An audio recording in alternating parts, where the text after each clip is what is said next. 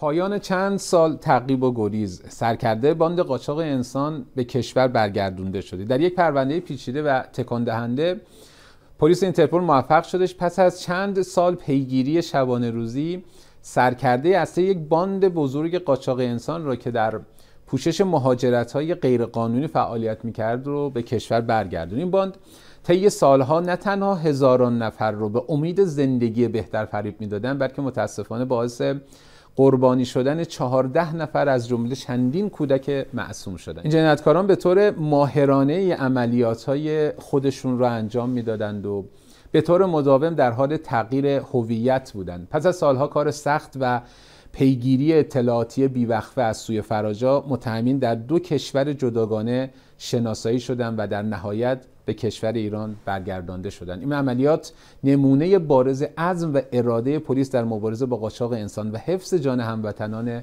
عزیزمون هستند. مجرمان بدانند حتی در آن سوی مرزها هم در امان نخواهند بود.